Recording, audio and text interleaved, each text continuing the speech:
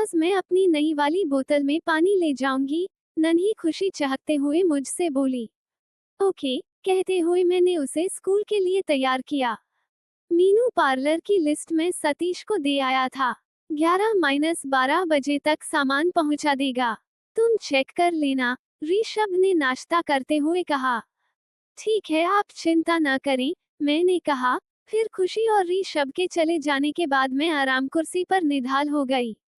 ये तो अच्छा था कि ऋषभ के ऑफिस के रास्ते में ही खुशी का स्कूल पड़ता था और वे उसे स्कूल ड्रॉप करते हुए अपने ऑफिस निकल जाते थे, वरना तो उसे स्कूल छोड़ने भी मुझे ही जाना पड़ता। दोपहर 1 बजे तक उसका स्कूल होता था। तब तक मैं अपने सभी काम निपटा कर उसे ले आती थी। तभी अचानक किसी ने जोर से दरवाजा खटखटाया। मैंने दरवाजा खोला तो सामने पड़ोसन ममता हौनफती हुई दिखाई दी। क्या हुआ? कहाँ से भागती दौड़ती चली आ रही है? मैंने पूछा, क्योंकि मैं उसे अच्छी तरह जानती थी कि उसे तिल का ताड़ बनाना बहुत अच्छी तरह आता है। यार, बुरी खबर है। मयंक की बीवी ने आत्महत्या कर ली। क्या क्या कह रही है तू? हाँ यार, सभी सकते में हैं, वह बोली और फिर पूरी बात बताने लगी। उसके जाने के बाद मेरे दिमाग ने काम करना ही बंद कर दिया। उफ, पूजा ने ये क्या कर लिया? अपने 2 साल के बच्चे को यूं छोड़कर, लेकिन वह तो प्रेग्नेंट भी थी। मतलब उसने नन्ही सी जान को भी अपनी कोख में ही दफन कर लिया। आखिर ऐसा उसने क्यों किया, मैं जानती थी, फिर भी हैरान थी। दिमाग में बहुत से प्रश्न हथौड़े की तरह चलते जा रहे थे। मयंक को तो मैं अच्छी तरह जानती थी। उसकी शादी में नहीं गई थी, लेकिन लोगों से सुना अवश्य था कि बहुत खूबसूरत व समझदार है उसकी पत्नी। बाद में तो ये तक सुनने में आया था कि बात बात पर वो पत्नी को मानसिक व शारीरिक प्रताड़ना देता है। उसे उसके मायके नहीं जाने देता। यहाँ तक कि उसके माता पिता के लिए अपशब्द भी कहता है। एक बार एक आयोजन में उसकी पत्नी से मुलाकात हुई थी, तो आंखों में आंसू भर कर उसने मुझसे यही 2 शब्द कहे थे कि दीदी, काश हम भी आपकी तरह खुशहाल होते। हाँ, खुशहाल ही तो थी मैं कि मयंक के चंगुल से बच निकली थी। वाकई अगर ऋषभ ने न संभाला होता, तो मैं कतरा कतरा होकर कब की टूटकर बिखर गई होती। सोचते सोचते मेरा मन अतीत की गहराइयों में विचरने लगा। भाभी, ये रंग आप पर बहुत खिल रहा है। कुछ गहरे गुलाबी रंग की साड़ी पहनकर घर के बाहर सब्जी खरीदते समय किसी ने मुझे पीछे से आवाज दी। हम नए ही शिफ्ट हुए थे। मयंक हमारे पड़ोसी का लड़का था। 23-24 की उम्र में उसका शारीरिक सौष्ठव कमाल का था। जी थैंक्स, कहकर मैं अपनी ओर एकटक निहारते मयंक को देख थोड़ी असहज हो गई। मयंक ने कहना जारी रखा, सच कुछ लोगों को कुदरत ने फुर्सत में बनाया होता है और आप उनमें से एक हो। ये कुछ ज्यादा नहीं हो गया क्या? मैं कहते हुए हंस दी। अंदर आकर खुद को शीशे में निहारते हुए मैं खुद भी बुदबुदा उठी कि सच में कुदरत ने मुझे फुर्सत में बनाया है। दूध सी मेरी काया और उस पर तीखे नैननक्श मेरी सुंदरता में 4 चांद लगाते हैं। उस पर कपड़ों का मेरा चुनाव लोगों के बीच मुझे चर्चा का विषय बना देता था। वैसे तो ऐसी तारीफें सुनने की मुझे आदत सी पड़ गई थी, लेकिन मयंक द्वारा की गई तारीफ से मुझ में एक अजीब सी सिहरन दौड़ गई। उसका मेरी आंखों में गहरे झांक कर देखना, फिर अर्थपूर्ण तरीके से मुस्कुराना मुझे अच्छा लगा। सच कहूं तो उसके शब्दों से ज्यादा उसकी मोहक मुस्कान ने मुझे लुभाया। पड़ोसी होने के नाते गाहे उससे मेरी मुलाकात होती रहती थी। उस वक्त खुशी बहुत छोटी थी और मेरे पार्लर के भी ढेर सारे काम होते थे। ऐसे में कभी कभी मैं झुंझला उठती थी। एक दिन मैं ऋषभ से अपनी परेशानी का रोना लेकर बैठी ही थी कि मयंक आ गया। बातों ही बातों में उसने मुझे मदद की पेशकश की, जिसे मुझसे पहले ऋषभ ने स्वीकार कर लिया। अब मयंक तकरीबन रोज मेरे छोटे मोटे कामों में हाथ बटाने के लिए आने लगा। उसकी गाड़ी पर बैठते उतरते समय जब कभी मेरा हाथ उससे टच होता तो वह बड़ी ही शरारत से मुस्कुरा उठता। मन ही मन उसकी यह शरारत मुझे अच्छी लगती, पर ऊपर से मैं उसे बनावटी गुस्से से देखती तो झट से सॉरी बोलकर अपना मुंह घुमा लेता। धीरे धीरे मुझे उसके साथ की आदत पड़ गई। उधर ऋषभ की प्राइवेट जॉब थी। वे देर रात घर आते थे। कई बार तो उन्हें ऑफिस के काम से शहर के बाहर भी रहना होता था। वैसे भी ऋषभ मेरे लिए एक बोरिंग इंसान थे, जिन्हें मेरी खूबसूरती से ज्यादा ऑफिस की फाइलों से प्यार था। हाँ, मेरी और खुशी की जरूरतों का वे पूरा ध्यान रखते थे।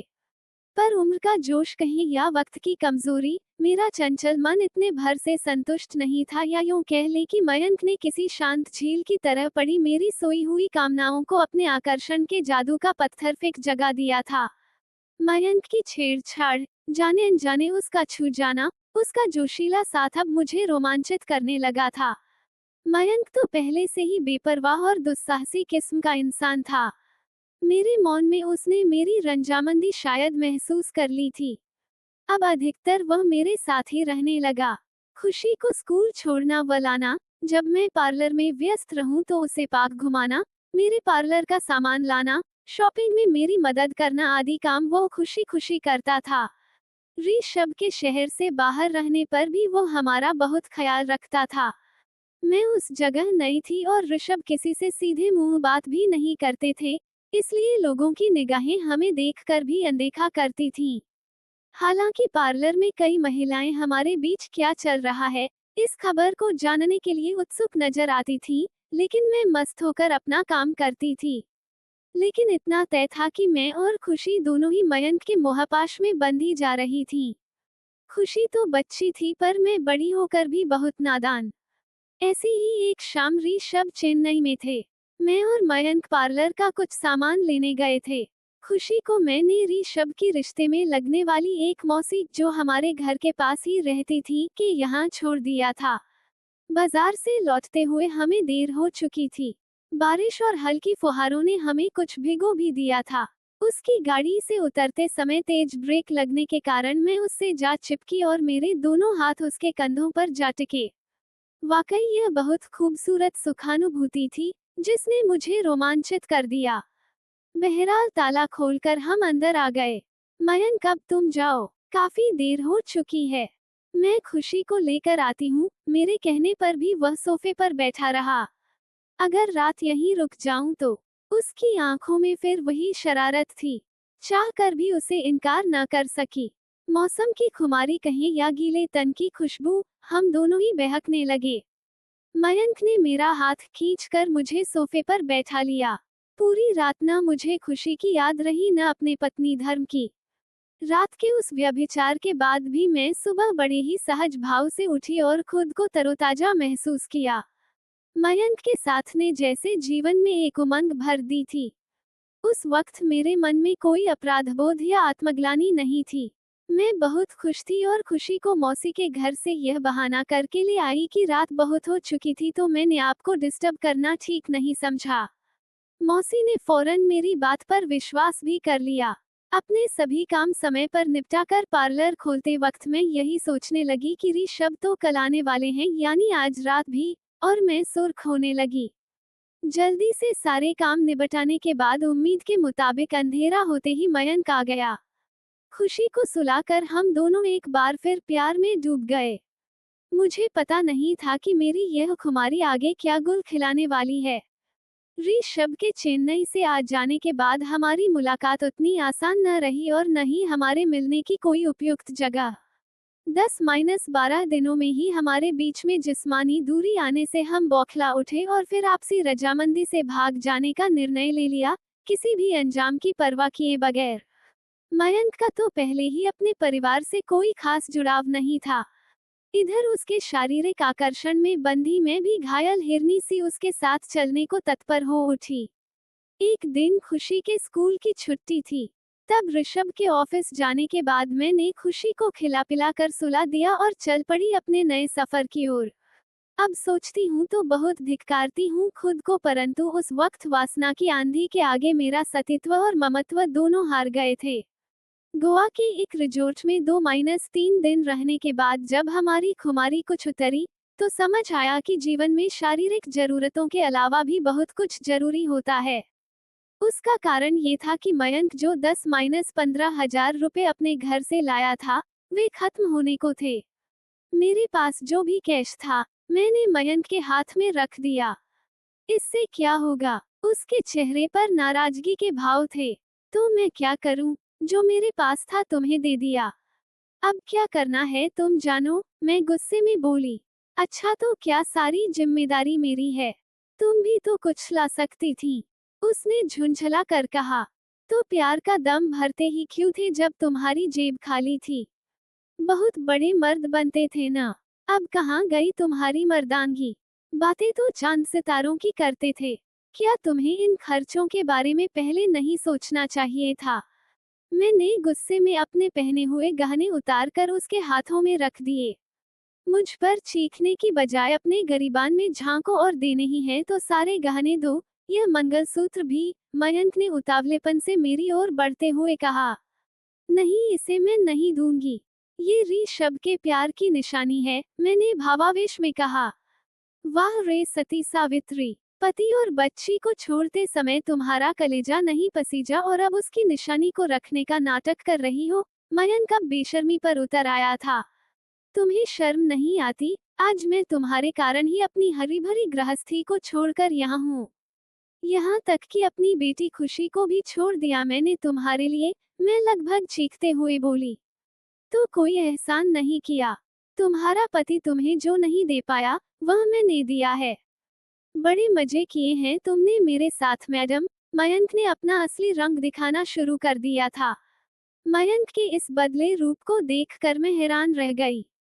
मन का क्षोभ, बेबसी और ठगे जाने की पीड़ा आंखों से बह निकली। मन के किसी कोने में घर से भागने का मलाल भी हुआ और अपनी नामर्जी पर गुस्सा भी आया।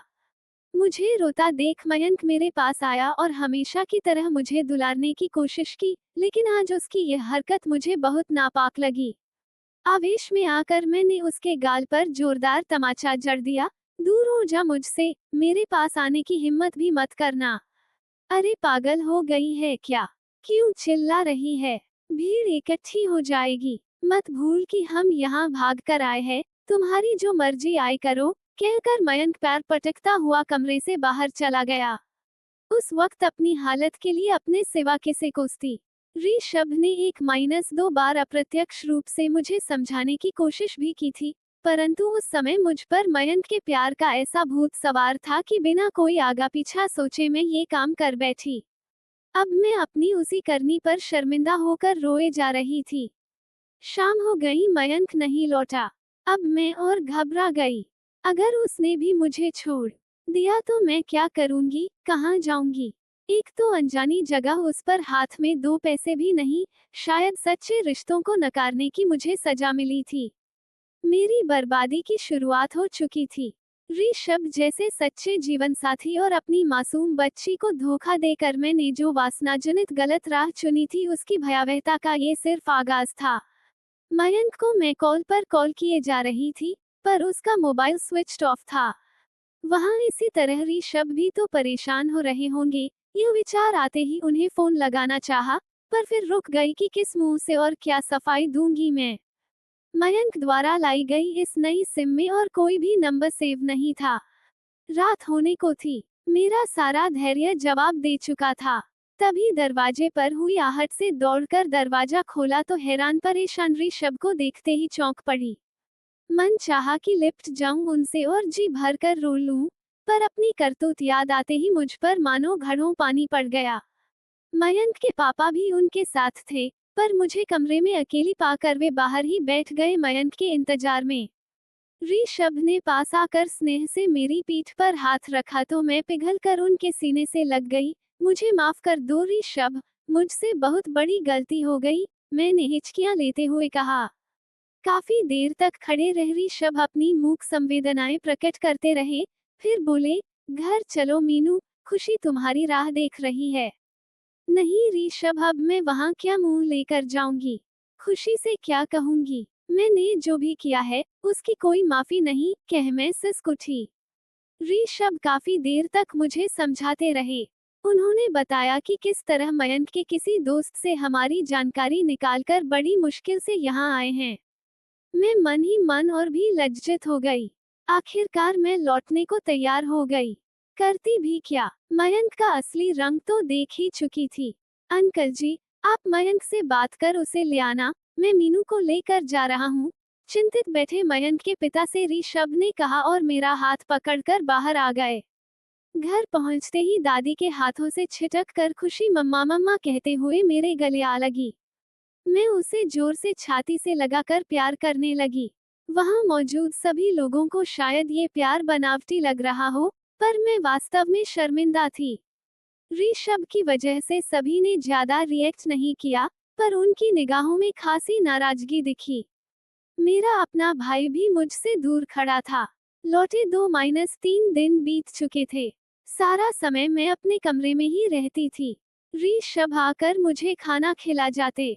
नन्ही खुशी तो जैसे चहक उठी थी, पर मेरे सास ससुर व भाई ने अभी तक मुझसे कोई बात नहीं की थी।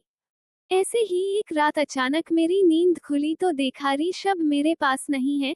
हाँ, खुशी मेरी ही बगल में सोई थी। मैं उठकर उन्हें पुकारती हुई बाहर निकली ही थी कि बैठक से आती आवाजों ने मुझे ठिठकने को मजबूर कर दिया। ये आवाजें मेरे भाई की थीं। वह कह रहा था, जीजाजी मैं आंटी अंकल जी की बात से सहमत हूँ। ये रिश्ता अब सामान्य नहीं हो पाएगा। ये दीदी की गलती नहीं, शर्मनाक हरकत है, जिसका दंड उसके साथ साथ सारी जिंदगी आपको भी भुगतना पड़ेगा और आगे जाकर खुशी को भी। मेरी बात तो सुनो, ऋषभ ने कुछ कहना चाहा। नहीं जीजाजी आप सुनो, खुशी अभी छोटी है। बड़ी होकर जब उसे सब मालूम पड़ेगा तो वह भी अपनी माँ को कभी माफ नहीं कर पाएगी, और फिर ये तो सोचिए कि ऐसी लड़की से कौन शादी करना चाहेगा जिसकी माँ भाग। बस करो जतिन, तुम बहुत बोल चुके, ऋषभ ने थोड़ा गुस्से से कहा। क्या गलत कह रहा है जतिन? अरे वह तो उसका भाई है, उसका अपना खून। जब वो उसे बर्दाश्त नहीं कर पा रहा है, तो तू किस मिट्टी का बना है? इस बार ऋषभ के पापा बोले। पापा, आप सभी समझने की कोशिश करें। मैं मीनू को जानता हूँ, पत्नी है वह मेरी। अगर उससे कोई गलती हुई है, तो कहीं ना कहीं मैं भी कुछ हद तक उसके लिए जिम्मेदार हूँ। उसकी इच्छाओं और चाहतों को मैंने भी कहीं नजरअंदाज किया होगा, तभी तो उसे मयंक की जरूरत पड़ी होगी। ऋषभ के चेहरे पर गहरी संवेदना के भाव थे। मैं यह नहीं कहता कि मीनू से गलती नहीं हुई है, लेकिन यही गलती मयंक से भी हुई है, और आपका समाज मयंक को तो बाइज्जत बरी कर देगा इस गुनाह से। कल से ही वह फिर आवारागर्दी करता नजर आएगा इसी मोहल्ले में। फिर मेरी मीनू ही यह सजा क्यों भुगते? पति हूँ मैं उसका। जीवन भर साथ निभाने के वादे किए थे, तो उसकी इस मुश्किल घड़ी में कैसे उसका हाथ छोड़ दूं? और अगर मान लीजिए यही गुनाह मुझसे हो जाता, तो उसे यह मशवरा देने के बजाय आप लोग यही समझा रहे होते कि मीनू जाने दे, माफ कर दे ऋषभ को, अपनी गृहस्थी टूटने से बचा ले, और न जाने क्या क्या, सिर्फ इसलिए कि वह एक औरत है। उसके द्वारा की गई भूल के लिए हम उसे सूली पर चढ़ा दें? माफ कीजिए, ये सजा मुझे मान्य नहीं है। मीनू के हमारे जीवन में होने से ही हमारी खुशियां हैं, उसके बिना मैं और खुशी दोनों अधूरे हैं। मैं मीनू की जिंदगी बर्बाद नहीं कर सकता पापा। यह मेरा अंतिम निर्णय है। ऋषभ के दिए तर्कों का किसी के पास जवाब नहीं था। सभी चुप हो गए, पर मेरा मन चीत्कार कर उठा। बोली, मुझे माफ कर दो ऋषभ। तुमने मेरी पीड़ा को समझा, पर मैं आज तक तुम्हें पहचान न सकी। किसी के बाहरी आकर्षण में पड़कर मैंने तुम्हारा दिल दुखाया और तुम्हें बहुत गहरा घाव दे बैठी। सचमुच मैं माफी के योग्य नहीं हूँ। पर कहते हैं न कि समय बड़े से बड़ा घाव भी कर देता है। इस घटना को 1 महीना हो गया था। ऋषभ और मेरे बीच सभी कुछ सामान्य हो चला था। मैं अभी भी बाहर निकलकर लोगों का सामना करने से कतराती थी। मयंक के बारे में भी मुझे कोई जानकारी नहीं थी। अगस्त माह शुरू हो चुका था। बारिश का मौसम मुझे सबसे सुहावना लगता था। ऐसी ही एक खूबसूरत शाम ऋषभ को घर जल्दी आया देख मैं चौंक पड़ी। आज इतनी जल्दी? मैंने पूछा। हाँ, तैयार हो जाओ, कहीं घूमने चलते हैं, ऋषभ ने मुस्कुरा कर कहा। लेकिन खुशी सो रही है, मैंने बात टालने की गरज से कहा, क्योंकि मैं बाहर जाना ही नहीं चाहती थी। मैंने मौसी को बोल दिया है, आज वे खुशी के साथ यही रुक जाएंगी, ऋषभ ने कहा। ठीक है, फिर मैं तैयार हो जाती हूँ। मैं ऋषभ को बिल्कुल नाराज नहीं करना चाहती थी। मेरी वजह से उन्होंने पहले ही काफी कुछ सहा था। जब तक हम तैयार हुए, बारिश ने मौसम को और भी खुशगवार बना दिया था।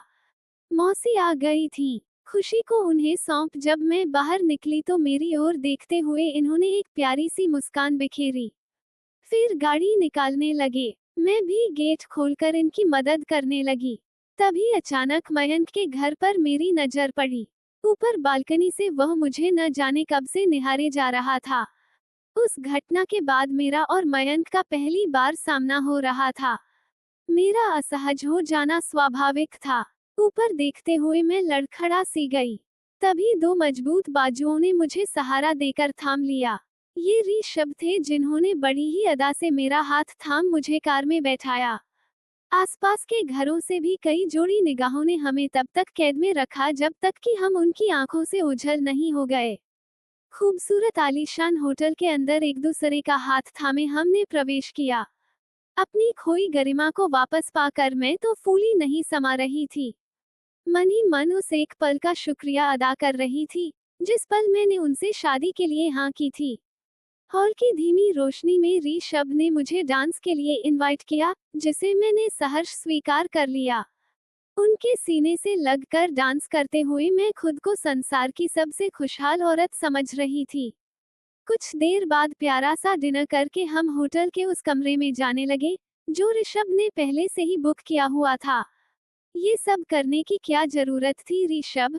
काफी समय बाद मैंने उन्हें उनके नाम से पुकारा। अंदर तो आओ, कहकर ऋषभ ने मुझे अपनी बाहों में उठा लिया। अरे, यह क्या कर रहे हैं? सब हमें देख रहे हैं, मैंने शर्माते हुए कहा। देखने दो, इन्हें भी तो मालूम हो कि हमारी शरीके हयात कितनी खूबसूरत हैं। अंदर आकर इन्होंने मुझे बेड पर लिटाते हुए कहा। उसके बाद अपनी जेब से एक छोटा सा गिफ्ट निकालकर बड़े ही रोमांटिक अंदाज में मुझे पेश किया। उसमें से हॉट शेप की एक डायमंड रिंग निकालकर इन्होंने मुझे पहना दी। थैंक यू ऋषभ, कह मैं इनके गले लग गई। मेरी आंखों आंसुओं से भीगी थीं। अपनी पीठ पर गीलेपन का एहसास होते ही इन्होंने मेरा चेहरा हाथों में ले लिया। यह क्या? तुम रो रही हो? मैंने तुम्हें बहुत दुख पहुंचाया है ऋषभ, किस मुंह से माफी मांगू? बस मीनू, अब इस टॉपिक को आज के बाद यहीं खत्म कर दो। तुम मेरी प्रेयसी, प्रेरणा सभी कुछ हो। तुम्हें घर लाकर मैंने कोई एहसान नहीं किया है। बस अब वह सब तुम्हें देने की कोशिश कर रहा हूँ, जिसकी तुम हकदार हो। मेरी एक बात ध्यान से सुनो। जब तक तुम खुद को माफ नहीं कर देती, हर कोई तुम्हें गुनहगार बताता रहेगा, इसलिए प्लीज इस तकलीफ से बाहर आओ। मैं तुम्हें इस तरह आत्मग्लानि में जीते नहीं देख सकता, कहकर ऋषभ ने मुझे अपने सीने से लगा लिया। उस खूबसूरत रात उन पवित्र बाहों के आगोश में जाने कितने समय बाद मुझे चैन की नींद आई। दूसरा पूरा दिन भी हम होटल में ही रुके। आज मुझे मयंक का शारीरिक आकर्षण ऋषभ के प्यार के आगे बौना नजर आ रहा था। मौसी से फोन कर हम लगातार खुशी के संपर्क में भी रहे। घर आने के बाद हमारी जिंदगी बदल चुकी थी। अपनी उस गलती को नादानी समझ मैं भी भुलाने लगी थी। ऋषभ के प्यार व विश्वास ने मेरे दिलो दिमाग में मजबूती से अपनी जड़ें जमा ली थीं। एक दिन ऋषभ ने मुझे पार्लर की चाबी सौंपते हुए अपना काम दोबारा शुरू करने को कहा। मैं थोड़ा सोच में पड़ गई। एक तो महीनों से पार्लर बंद पड़ा था, दूसरे पार्लर आने वाली औरतों की निगाहों में तैरते प्रश्नों का सामना कैसे करूंगी, यह सोचकर मन बैठा जा रहा था। मगर ऋषभ ने मुझे अपने साथ का भरोसा दिया। उसी दिन कामवाली बाई के साथ जुटकर मैंने अपना पार्लर साफ किया। कई कॉस्मेटिक जो एक्सपायर्ड हो गए थे, उन्हें हटाकर हर चीज व्यवस्थित की। कुछ जरूरी सामान की लिस्ट बनाई। पार्लर खोले 2-3 दिन हो गए थे। उसका बोर्ड भी ऋषभ ने साफ कर फिर से लगा दिया था, परंतु एक भी क्लाइंट अभी तक नहीं आई थी। अपने सभी काम जल्दी से निपटा कर मैं पार्लर में बैठ जाती। किसी के आने का पूरा दिन बैठे बैठे इंतजार करती रहती। ऋषभ से मेरे मन की बेचैनी छिपी नहीं थी। एक दिन इन्होंने शाम के खाने पर अपने सहयोगी को पत्नी के साथ बुलाया। वे लोग खाना खाकर बैठे। थोड़ी देर हंसी मजाक और मस्ती का दौर चला। बातों ही बातों में जब ऋषभ ने उन्हें बताया कि मेरी वाइफ बहुत टैलेंटेड हैं, वह पार्लर चलाती हैं, तो उनके दोस्त की पत्नी ने मेरा पार्लर देखा और सराहा। अगले ही दिन वे अपनी एक फ्रेंड के साथ पार्लर आई और काफी काम कराया। मैं बहुत उत्साहित थी। उनके जाने के बाद बैठी ही थी कि कुछ दूर रहने वाली नैन्सी और ममता भी आ गईं। नैन्सी बड़ी ही मुहफ्फत थी। मैंने हंसकर दोनों का स्वागत किया। नैन्सी को अपने बालों को अलग लुक देना था तथा ममता को वैक्सिंग करवानी थी। नैन्सी को अपने बालों की कटिंग बहुत पसंद आई। दोनों ही मेरे काम से खुश दिखीं। इस दौरान हमारे बीच कुछ फॉर्मल सी बातचीत भी हुई। एक दिन सुबह सुबह छुट्टी के दिन खुशी अभी सोकर नहीं उठी थी। ऋषभ वॉशरूम में थे कि तभी किसी ने बेल बजाई। ये सोचकर कि बाई आ गई होगी मैंने दरवाजा खोला तो सामने मयंक को देखकर अचकचा गई। मेरा मन कसला हो गया और चेहरे पर तनाव आ गया। भैया हैं क्या? मयंक धीरे से बोला और आंखों ही आंखों में मुझे कुछ समझाने की कोशिश करने लगा। उसकी आंखों के भाव समझ मुझे उससे नफरत हो आई।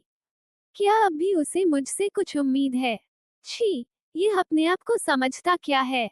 बहुत कड़े शब्दों में कोई जवाब देना चाहती थी कि तभी ऋषभ ने पीछे से आवाज दी, आओ मयंक तुम्हारा ही इंतजार कर रहा था। जी भैया आज्ञा कीजिए, शब्दों में शहद घुली मिठास लेकर वह बेशर्मों की तरह बोला। जान, मयंक के लिए कुछ लेकर आओ, मेरे हाथों को थाम ऋषभ ने मेरी पेशानी को चूमते हुए कहा। जी, ऋषभ की बात का आशय समझ मैं वहां से चली आई। मयंक, आपकी भाभी यानी हमारी बेगम साहिबा का जन्मदिन आ रहा है 26 सितंबर को, तो एक पार्टी प्लान करने की सोच रहा हूँ। जी भैया बहुत अच्छा, मैं सारा इंतजाम कर दूंगा। मयंक को जैसे इसी मौके की तलाश थी। ऋषभ के बताए गार्डन में मयंक द्वारा वाकई बहुत खूबसूरत इंतजाम कर दिया गया। हालांकि इस बीच मयंक ने मुझे फिर से बहकाने का एक भी मौका नहीं छोड़ा। जब भी मेरे सामने अपनी जाहिल हरकतें करता और मैं उसे जवाब देने को आतुर होती, न जाने कहां से ऋषभ हमारे बीच आ जाते। ऐसा लगता कि वे हमेशा मेरे पास ही हैं। लेकिन एक बात तो तय थी कि मयंक के जिन गुणों या हरकतों पर पहले मैं रीझ उठती थी अब उसकी उन्हीं हरकतों पर मुझे क्रोध आता था। शाम को ऋषभ के पसंदीदा ग्रे शेड गाउन को पहन जब उनका हाथ थाम कर मैंने गार्डन के हॉल में प्रवेश किया, तो सभी ने तारीफ भरी नजरों से तालियां बजाकर हमारा स्वागत किया। पिंक कलर की फ्रॉक में खुशी भी किसी परी से कम नहीं लग रही थी। केक कटने के बाद बजती तालियों के बीच सबसे पहले मैंने खुशी को केक खिलाया, फिर ऋषभ ने मुझे व मैंने ऋषभ को खिलाया। तभी अचानक लाइट के चले जाने से जो जहां था वहीं खड़ा रह गया। किसी को कुछ दिखाई नहीं दे रहा था। कई लोगों की मिलीजुली आवाजें कानों में आ रही थीं कि सहसा किसी ने मेरा हाथ पकड़ा और मुझे एक ओर ले चला। एक पल को तो मैं समझ नहीं पाई, पर फिर उन हाथों की छुअन का एहसास होते ही मैंने उस व्यक्ति के गालों पर एक झन्नाटेदार थप्पड़ रसीद कर दिया। तभी लाइट आ गई। मेरा अंदाजा बिल्कुल सही था, यह मयंक ही था, जिसने लाइट जाने का फायदा उठाने की कोशिश की थी। फिर तो मैंने मयंक को खूब खरी खोटी सुनाई। मेरे मन में उसके पति जितना आक्रोश था सारा मेरी जबान पर आ गया। उसकी कारगुजारियों को बेपर्दा करते करते मैं स्वयं भी आत्मग्लानि से भर भावुक हो उठी। तभी किसी ने फिर पीछे से मेरा हाथ थाम लिया। हाँ, ये ऋषभ ही थे हमेशा की तरह। आगे ऋषभ ने कहा, दोस्तों, हकीकत से आप सभी अच्छी तरह वाकिफ हैं। जो भी कुछ हो चुका है उसमें मैं अपनी पत्नी का दोष नहीं मानता। कई बार स्थितियां व निर्णय हमारे बस में नहीं रहते। मेरा मानना है कि मेरी पत्नी आज भी उतनी ही पवित्र है और आज भी मैं उसका उतना ही सम्मान करता हूँ जितना पहले करता था, बल्कि अब और ज्यादा। वैसे भी कायदे से सजा उसे मिलनी चाहिए, जो आज भी वही गलती दोहराने की कोशिश में लगा है। आप सभी देख चुके हैं। सच्चाई आपके सामने है। थप्पड़ खाने के बाद मयंक कुछ गुस्से और चिढ़ से मुझे घूरने लगा। तभी ऋषभ की साफगोई देखकर मोहल्ले वाले भी हमारे पक्ष में बोलने लगे। बात बढ़ती देख मयंक के मम्मी पापा उसे वहां से लेकर चले गए। पार्टी में आए अचानक इस व्यवधान के लिए ऋषभ और मैंने मेहमानों से काफी मांगी। फिर सभी ने उत्साहपूर्वक पूरा प्रोग्राम अटेंड किया। पार्टी में जो कुछ हुआ उसने मेरे खोए आत्मविश्वास को एक बार फिर लौटा दिया। ऋषभ के साथ ने मुझ में एक साहस का संचार कर दिया। मयंक को बार बार बुलाकर उससे मेरा सामना कराना भी ऋषभ ने जानबूझकर कराया था, ताकि मैं समाज के सामने अपने अपराधबोध से मुक्त हो सकूं। क्योंकि वे मयंक को मुझसे बेहतर समझ पाए थे और जानते थे कि मुझसे मिलने पर वह दोबारा अपनी जलील हरकत अवश्य दोहराएगा। बहरहाल, अब मैं बेधड़क बाहर आने जाने लगी। मेरी झिझक व संकोच दूर हो गया था। मयंक मुझे फिर दिखाई नहीं पड़ा। दूसरे पड़ोसियों से ही मालूम हुआ कि मयंक के माता-पिता अपना घर बेचकर कहीं और चले गए हैं। सुनकर मैंने राहत की सांस ली। उनके घर बदलने के साथ -8 महीने बाद ही पता चला था कि मयंक की शादी हो गई है। अब उड़ती उड़ती खबरें कभी कभार सुनने को मिलती हैं कि वो अपनी पत्नी को बहुत परेशान करता है। मैं खुद को धन्य समझती हूँ कि ऋषभ जैसा जीवन साथी मुझे मिला, जिसने मुझे मयंक के झूठे मोहपाश के दलदल से बचा लिया। तभी मेरी नजर घड़ी पर गई तो चौंक उठी कि खुशी के आने का वक्त हो गया है। घर का सारा काम जस का तस पड़ा था। खुशी को लेने जाने के लिए ताला लगाकर घर से निकली। रास्ते में ऋषभ को फोन किया तो उन्होंने बताया कि उन्हें मालूम हो चुका है। वे भी स्तब्ध हैं ये जानकर कि उसकी पत्नी ने आत्महत्या कर ली है। मैं पूजा के लिए वाकई बहुत दुखी थी, लेकिन मयंक जैसे अवसरपरस्त व बदतमीज इंसान के लिए मेरे मन में कोई संवेदना नहीं थी।